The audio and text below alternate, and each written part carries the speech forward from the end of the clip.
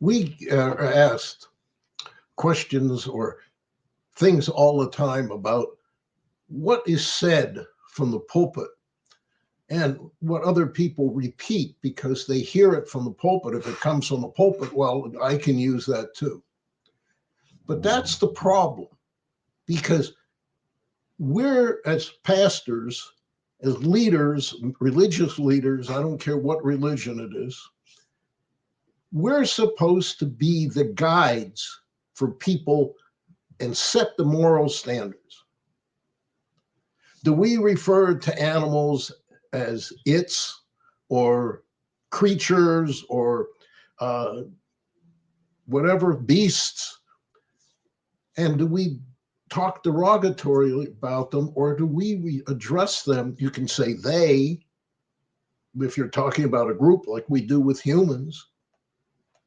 But we want to address animals, it's he or she. And if we get used to doing that, and we talk about that from the pulpit in that way, then other people will pick it up over time and they will use it. And that's the way we change society.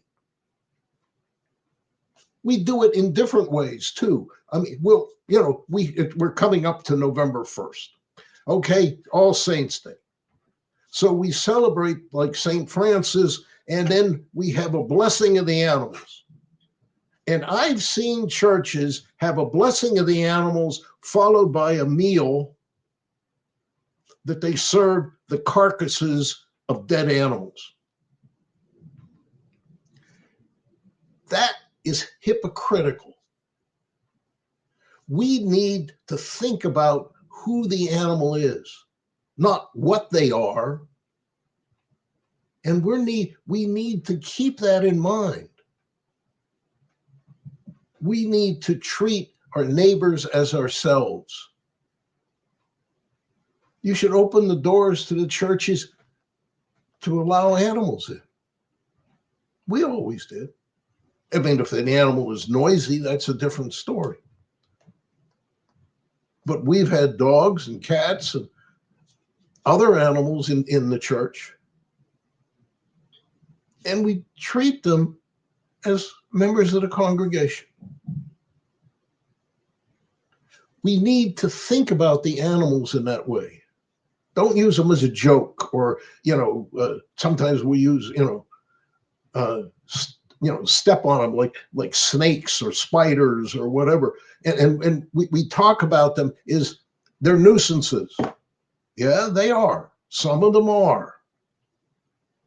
And I can think, especially when you have mosquitoes swarming on you and you want to swat them, you just get them off of me, and you don't want that.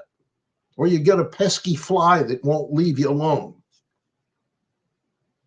But there's a difference between shooing them away and killing them.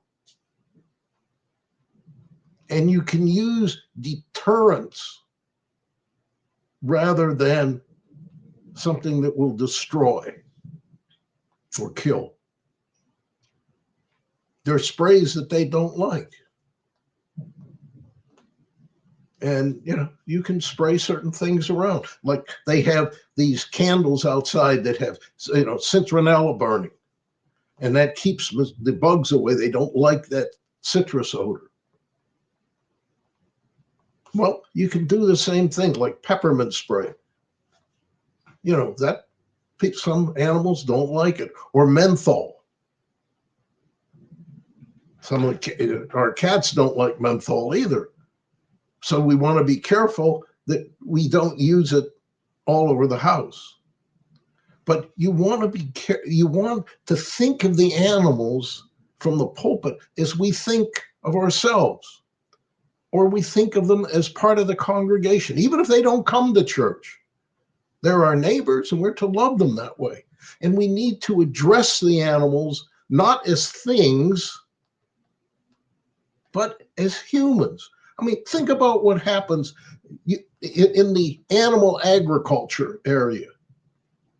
They don't refer to the animal as a being. It's just a production unit that degrades the animal, and it degrades the people who are around animals.